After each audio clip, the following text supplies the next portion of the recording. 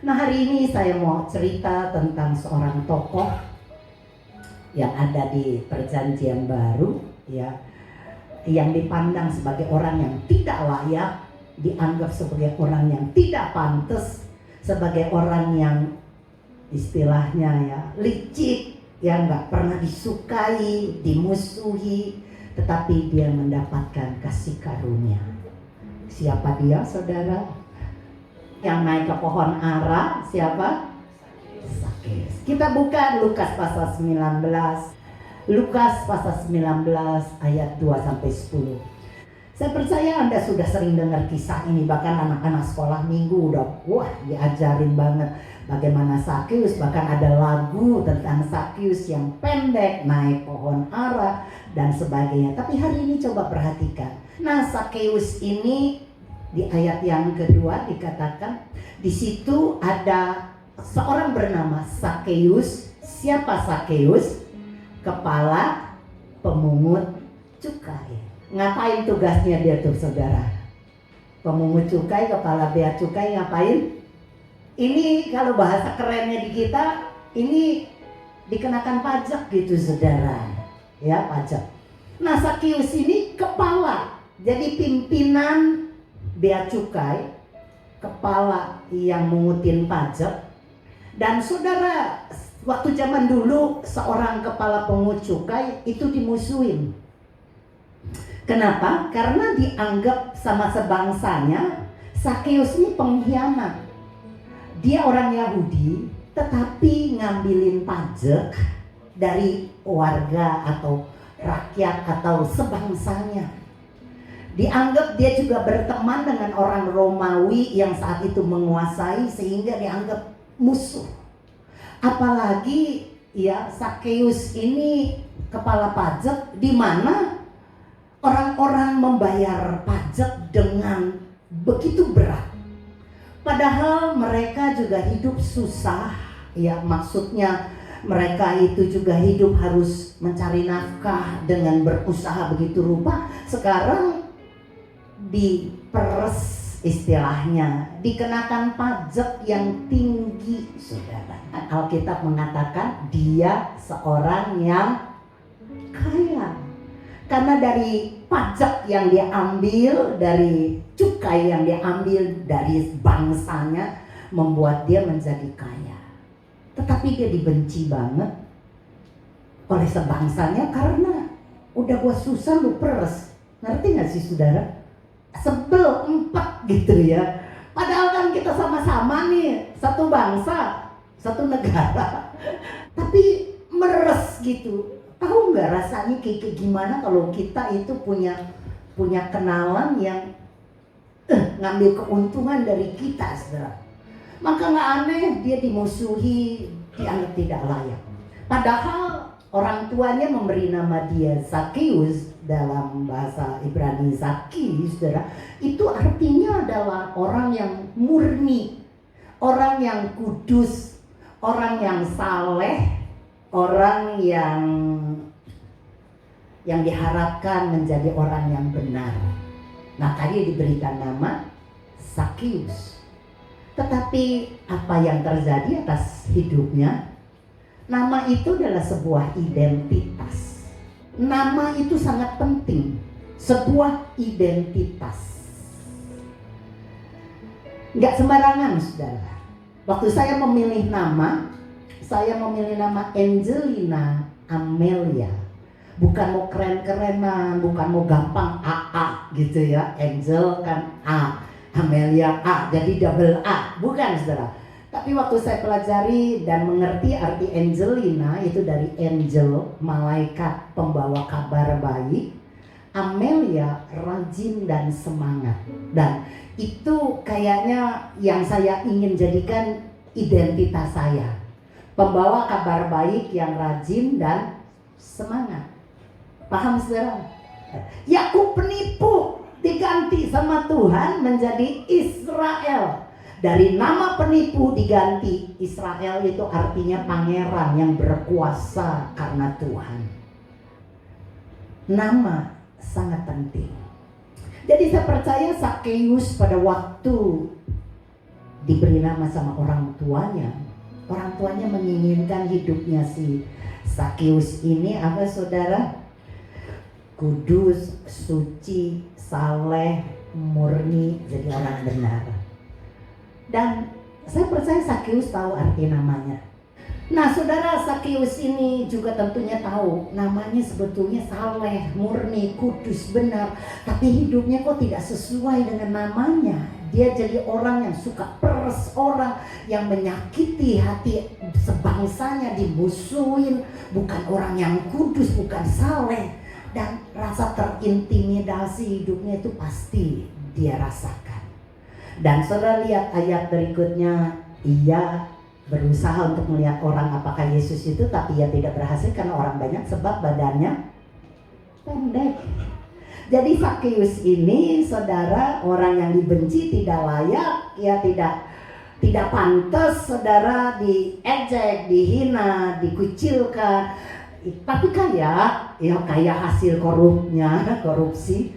Cuma kita lihat di Alkitab diterangkan lagi saudara, badannya pendek. Pendeknya sebagaimana pendek? Saya coba mau cari tahu pendeknya sebagaimana sih sampai Sakeus ditulis dalam Alkitab badannya pendek. Ya di terjemahan lain memakai kata terlalu pendek. Nah ini saya punya contoh kali ini. Anaknya Bro Ferdi, Dek, sini Dek, si Dede ini orang berani. Sini Dek, kamu jadi coba kemari. Iya. Namanya Dev. Hebat tuh Dev. Nggak ada rasa takut. Dev. Dev artinya nggak tahu Mami. Gimana Mami kasih nama Dev? Nggak tahu tuh.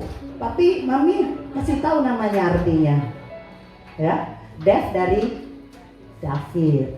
David itu orang yang dikasihi Tuhan, biji mata Tuhan. Nah, Dev ini tingginya kurang lebih berapa ya, sis? 130-an ya. Ini kurang lebih segini nih. Ini lucu ya, kalau kecil segede gini kita gemes. Kecil, betul? Tetapi bayangkan kalau sudah tua seperti ini. Sakeus bukannya masih kecil sehingga kita bilang imut ya, pendek imut. Dia sudah berumur saudara. Tapi badannya segini. Anda bisa bayangkan rasanya. Mungkin kita juga panggil dia sebagai orang apa? Cebol, betul. Kerdil gitu ya, kerdil kecil, betul ya. Nah bayangkan ini si Dev masih kecil segini, tapi nanti tinggi. Makasih ya Dev ya, boleh duduk lagi, nanti dipanggil lagi. Saudara, kecil pendek, imut, lucu, tapi tua, berjenggot segitu, bisa rasakan. Kita punya banyak para pelawak yang dipakai yang membuat lucu, lelucon. Biasanya juga ada orang-orang yang pendek, cebol, kerdil. Saudara, mungkin di zaman sekarang nggak terlalu bermasalah, ya kerdil, cebol, pendek. Tapi zaman dulu, coba kita lihat di Imamat 21 ayat yang ke-17.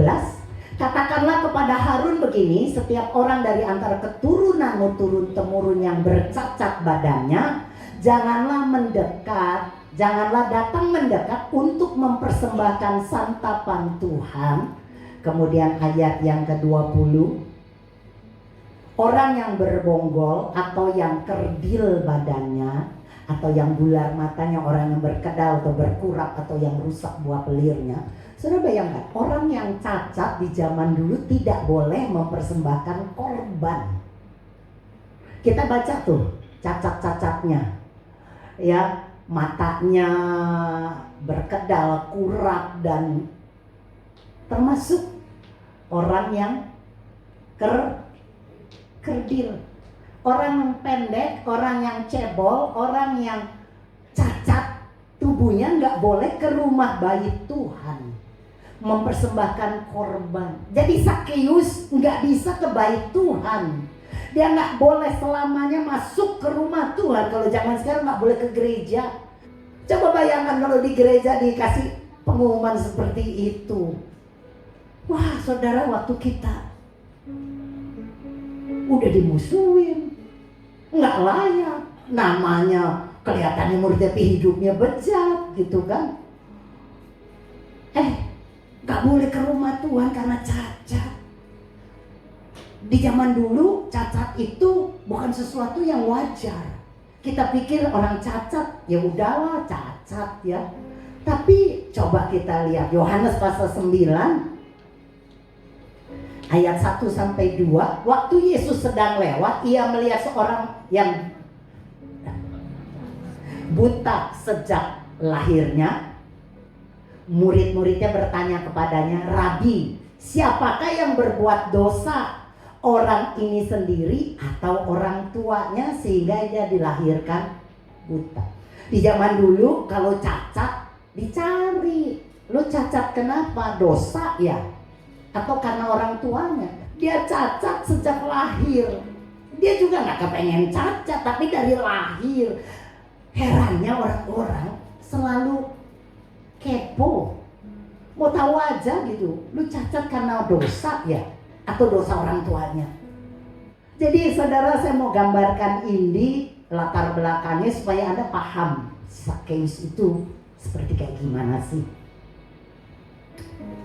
Bukan saja dibenci karena gak layak, tukang meres orang, udah dosa karena badannya pendek. Menurut saya sangat gak enak banget saudara.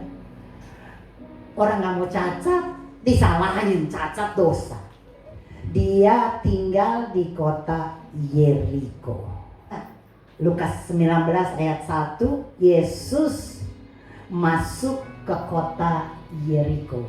Yosua 6 ayat 26. Pada waktu itu bersumpahlah Yosua, katanya, terkutuklah di hadapan Tuhan orang yang bangkit untuk membangun kembali kota Yeriko ini dengan membayarkan nyawa anaknya yang sulung. Ia akan meletakkan dasar kota itu, dan dengan membayarkan nyawa anaknya yang bungsu, ia akan memasang pintu gerbangnya. Jadi kota Yeriko bukan cuma kota yang hebat, kota ternama, kota ramai, tapi kota yang terkutuk. Mengapa? Karena orang-orang Yeriko melarang, saudara, orang-orang Yeriko menghalangi bangsa Israel untuk masuk ke tanah Kanaan. Itu kisahnya. Makanya Yosua ya berkata, terkutuklah kota itu tuh Yeriko. Kalau mau dibangun harus dengan nyawa anaknya yang sulung dan nyawa anaknya yang bungsu.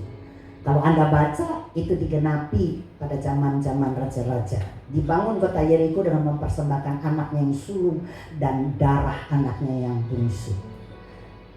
Jadi saya mau memberi gambaran Sakeus ini sangat nggak layak. Udah cebol, udah dosa, tukang meres, ya, cacat, terus kemudian tinggal di kota terkutuk, saudara. Komplit rasanya. Ya, ayat keempat. Maka berlarilah Sakeus mendahului orang banyak, lalu memanjat pohon ara untuk melihat Yesus yang akan lewat di situ. Sakeus mau lihat Yesus. Yesus lewat. Apa yang dia buat? Dia lari mendahului orang banyak. Dia naik pohon ara. Karena kenapa? Dia pendek, dia cebol, dia kerdil. Orang banyak berkerumun, semuanya tinggi. Dia nggak bisa lihat siapa Yesus. Maka dia punya akal. Ngapain saudara? Dia naik. Dev, ini apa saudara? Tangga untuk naik. Betul ya? Ya untuk naik bu. Masa untuk main? Untuk naik. Dev, naik coba deh. Tapi jagain deh.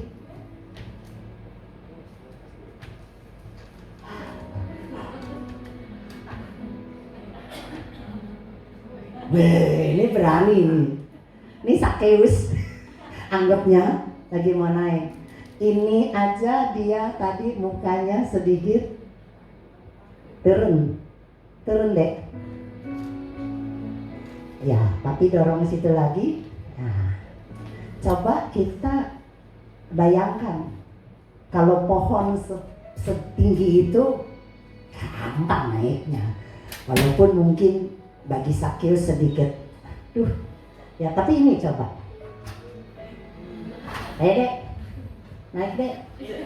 Dek, dia liatin saya. Ini Tante Angel ngerjain, naik dek. Ayo dek. Ragu dia. Coba kita lihat. Tuh. Terus. Aduh. Terus. Lagi.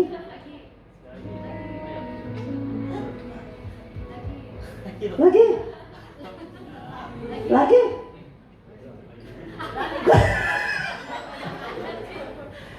Nggak mau. Kenapa dek? Kenapa dek? Takut ya? Takut apa? Takut jatuh ya? Takut tinggi ya? Gimana rasanya naik ke tangga itu deg-degan? Mami kencang banget jatuh. Takut ya? Takut ya? Ini tadi kan kita umpamakan Sakeus setinggi ini. Dia naik seperti ini. Menurut saya pasti punya, tapi beda kalau papinya naik. Papi berani naik? Sampai atas? Berani ya? Nawar lagi. Nah saudara lihat, tangga ini sudah diberi pengaman. Rasanya oke lah. Ada yang ngejagain papinya ya. Terus juga ditaruh, dipakein besi untuk keamanan. Tetapi secara jujur, Dev berkata apa? Takut. Saudara bisa bayangkan bagaimana Sakeus naik pohon? Gak ada pengawannya saudara. Terus siapa yang mau jagain? Manjat lagi susah. Tangga mah udah dikasih gampang. Ada undukan besi sehingga naik dan bisa pegangan. Sakeus ngapain naik ke pohon? Dedek mau ngapain tadi naik? Mau lihat Tuhan, tuh udah pintar jawab. Ini yang gede-gede gimana nih? Betul deh, Sakeus naik ke pohon mau melihat Tuhan. Oke deh, makasih ya bro. Iya boleh. Nah saya mau supaya Anda nih bisa nangkep dan ingat kisah ini. Untuk naik ke pohon perlu usaha loh. Ya, dia nggak boleh melihat Yesus karena dosa, cacat, pekerjaannya juga nggak bermoral, banyak halangan membuat dia tidak bisa berjumpa dengan Yesus. Begitulah menurut saya juga manusia yang ada sekarang ini. Ada begitu banyak orang mau ingin ketemu dengan Yesus, saudara pengen melihat Yesus, tapi ada begitu banyak aturan-aturan yang dibuat sehingga orang yang berdosa yang gak layak ini susah mau lihat siapa Yesus. Bukan Yesus menolak, tapi manusia-manusia yang ada di sekitarnya lah yang menghalangi orang untuk berjumpa dengan Tuhan. Anda paham itu? Begitulah juga di era kita sekarang, bahkan mungkin di antara orang-orang Kristen. Ada banyak orang yang ingin bertobat, orang perzina, ya orang penjina, orang yang pemabuk, orang yang pencuri, perampok, kepingin banget ketemu Yesus. Tapi gereja seperti orang-orang yang di zaman dulu menolak itu dan kata lu gak layak. Siapa kamu? Kerjaannya kotor, tinggal di tempatnya terkutuk, cacat lagi karena dosa. Ada begitu banyak larangan sehingga orang sangat sulit ketemu dengan Yesus. Terus bisa rasakan ini sebuah hal yang menyedihkan. Gereja-gereja yang mau dipandang sebagai gereja yang kudus, gereja yang benar, menolak orang berdosa. Sehingga kalau ada orang berdosa datang bertobat, kita pasti kasak kusuk. Lu tahu nggak, dia punya bini 4, itu kan jinah, itu masuk ke gereja. Jangan deket-deket, nanti nepak lu, ntar laki lu ikutan jadi penjinah. Jangan ditemenin. Padahal orang yang nggak layak ini perlu banget ketemu Yesus. Betul nggak sih saudara? Yang masuk ke gereja ini kan bukan orang benar dan kudus. Awalnya juga Anda orang bejat. Setuju nggak? Siapa yang ngerasa dirinya dari lahir orang benar? Nggak bikin dosa? Seperti saya, kalau kita jujur sama hidup kita, kita orang yang nggak layak, saudara. Saya aja mikir-mikir hidup saya, ya, pemarah, galak, judes, apalagi saudara, bohong, masih kali saudara. Amin. Bu, jangan berdusta. Sekali-kali terlontar dusta yang nggak sengaja. Aduh, nggak sengaja. Paham nggak sih saudara? Ada dosa-dosa yang kadang ini. Bro, udah makan belum bro? Sudah. Padahal belum. Dicari mah orang di HP, telepon yang kita nggak mau angkat, dan lihat, males. Dia lagi. Kemudian ketemu, kenapa sih nggak mau diangkat? Gue tidur. Atau yang paling gampang, HP-nya ke silent, nggak denger. Padahal kita nggak mau mengangkat telepon dari orang itu. Ada banyak dusta di antara kita. Semuanya nggak layak, saudara. Semuanya neraka. Gak peduli dosa besar, dosa kecil. Jangan pikir dosa penjina, dosa perampok, pembunuh yang masuk neraka. Tetapi kita dosa kecil, dosa putih gak apa-apa. Gak bisa. Dosa is dosa. Gak ada dosa besar, dosa kecil, saudara. Di mata Tuhan, satu pelanggaran engkau berdosa. Hukum Taurat kejam, neraka. Gak ada saudara kompromi. Karena hukum Taurat itu murni, kudus, gak bisa bengkok. Jangan mencuri, jangan membunuh, jangan mengingini. Paham saudara? Bu, kita memang gak ikut hukum Taurat. Ada banyak orang mungkin berpikir seperti itu. Kita kan udah gak hukum Taurat, Bu. Kita udah gak ikuti kok adat istiadat orang Yahudi gak pakai hukum Taurat. Tapi saya mau beritahu saudara, hukum Taurat bukan sekedar 10 hukum. Tapi hukum Taurat, dengar nih, adalah pada waktu Anda mengandalkan kekuatan Anda sendiri, itu sudah jadi hukum Taurat dalam hidupmu. Kita memang gak mengikuti hukum Taurat 10 doang. Gue gak mencuri, gak berzina, enggak. Tapi pada waktu Anda tidak menyertakan Tuhan, waktu Anda berkata gue mau bisa sendiri, Anda berkata gue pasti mampu, itu Anda sudah pakai kedagingan, usaha sendiri, berarti Anda sudah pakai hukum Taurat. Saya pikir juga gitu, saudara. Hukum Taurat gue nggak pernah nyolong, nggak pernah mengingini, nggak pernah berzina. 10 hukum kayaknya nggak ada patung ilah lain, gue udah ikuti, gitu ya. Tapi ternyata waktu saya tenggelam di dalam kasih karunia, terus belajar tentang kasih karunia, hukum Taurat bukan sekedar cuma 10 hukum. Tapi pada waktu saya mau menyenangkan hati Tuhan dengan kekuatan saya berkata saya mau melayani Tuhan dengan kekuatan saya. Tuhan, saya mau pergi ke desa, saya mau menginjil, saya mau melayani orang susah, saya mau memberikan harta saya mau ini, saya, semua saya. Itu hukum Taurat. Menurut saya. Karena Tuhan ajar itu kepada saya sehingga syok. Kenapa? Karena saya kan sangat saya. Saya ini orangnya sangat saya. Apa yang gak bisa? Saya bisa.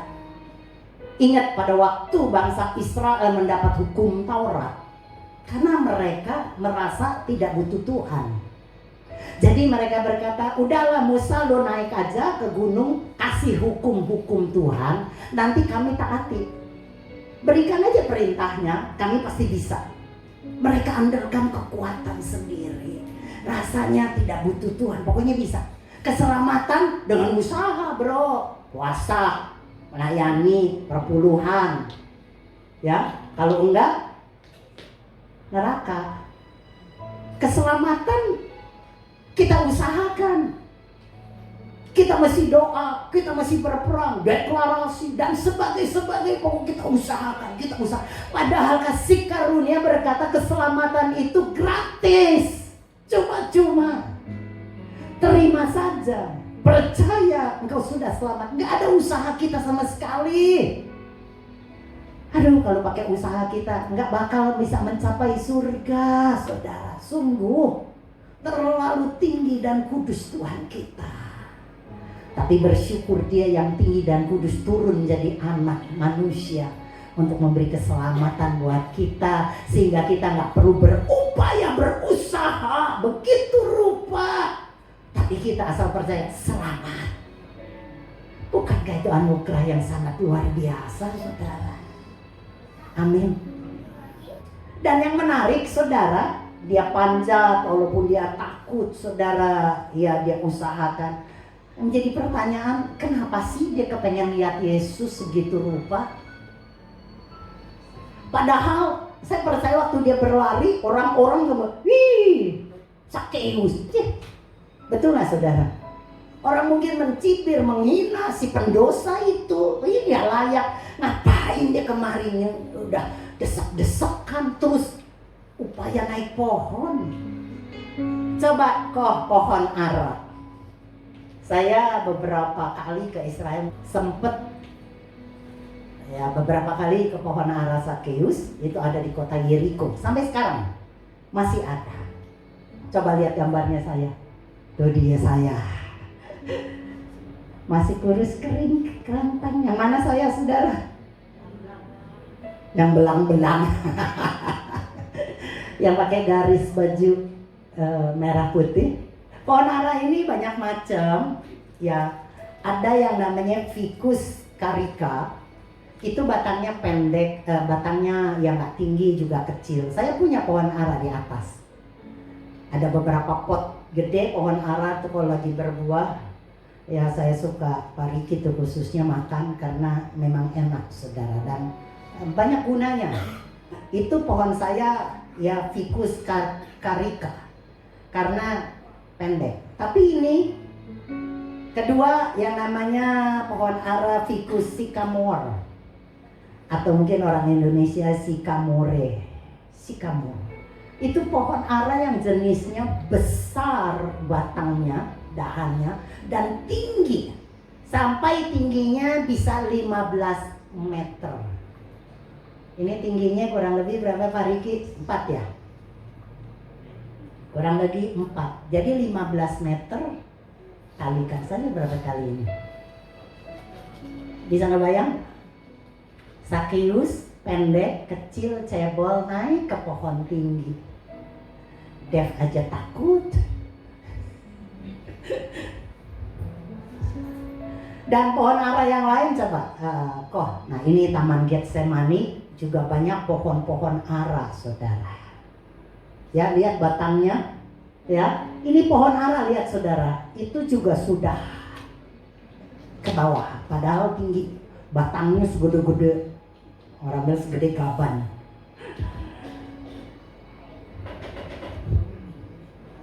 Menarik, saya katakan, kenapa Sakeus mau naik pohon ini? Yang bukan pohon pendek, tapi pohon yang tinggi, sycamore. Ternyata, coba kita lihat Lukas 18 ayat 35, Anda ikuti kisah saya. Nah, kita tanya, kenapa Sakeus mau naik ke pohon dengan segala resiko? Lihat, pada waktu Yesus hampir tiba, jadi belum sampai, baru mau tiba ke kota Yeriko, ada seorang buta yang duduk di pinggir jalan dan mengemis. Jadi ceritanya Yesus sebelum ketemu sama Sakeus, atau Sakeus belum ketemu sama Yesus, karena Yesus belum ke kota Yeriko, baru hampir tiba dekat dengan kota Yeriko. Di situ ada orang yang buta, duduk di pinggir jalan dan ngemis. Tak minta, tak Terus apa yang dibuat saudara? Ayat yang ke-43. Seketika itu juga melihatlah ia, lalu mengikuti Yesus sambil memuliakan Tuhan. Seluruh rakyat melihat hal itu dan memuji-muji Tuhan. Waktu Yesus hampir tiba di kota Yeriko, dia melihat pengemis yang buta dan lagi sedang minta-minta. Yesus sembuhkan. Yang buta melihat. Dan saudara, apa yang terjadi? Mujizat yang terjadi menggemparkan kota Yeriko. Wow, ada orang buta sembuh. Wih, datang yuk, lihat siapa penyembuhnya. Betul nggak saudara? Kakak era aja kalau ada penyembuhan ilahi, orang bejibun saudara. Betul? Nah, jadi ternyata Yesus membuat mujizat menggemparkan kota Yeriko, termasuk Sakeus dengar. Betul nggak saudara?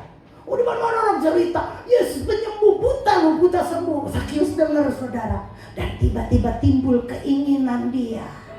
Dia ingin berubah hidupnya. Dia nggak mau jadi orang bejat terus. Dia nggak mau jadi orang yang dikucilkan, diomongin, orang yang nggak saleh, orang yang nggak kudus, hidupnya kotor. Dia kepingin Tuhan ubah dia. Maka dia naik ke pohon itu untuk melihat Yesus. Kita pikir keselamatan perlu usaha kan Bu? Buktinya Sakeus berusaha begitu rupa naik ke pohon. Takut-takut kayak gimana, dia tetap loh punya usaha cari Tuhan. Tar dulu saudara. Karena kita gereja yang sudah berubah menjadi fokusnya hanya Yesus. Saya tidak melihat usaha manusia di sini lagi. Anda kalau membaca Alkitab, matanya harus ke Yesus. Jangan contoh, kayak Sakeus kita berusaha loh. Pokoknya usaha. Tar, coba kita lihat ayat yang terakhir, benar terakhir. Lukas 19 ayat ke-10. Sebab anak manusia, yaitu Yesus, datang untuk mencari dan menyelamatkan yang hilang. Kita pikir Sakeus yang berusaha mencari Yesus, tapi Alkitab berkata Yesuslah yang mencari Sakeus. Yesuslah yang menyelamatkan yang hilang. Ayat yang kelima. Ketika Yesus sampai ke tempat itu, ke pohon itu, dia melihat ke atas, dia melihat Sakeus. Dia berkata, Sakeus, segeralah turun, sebab hari ini aku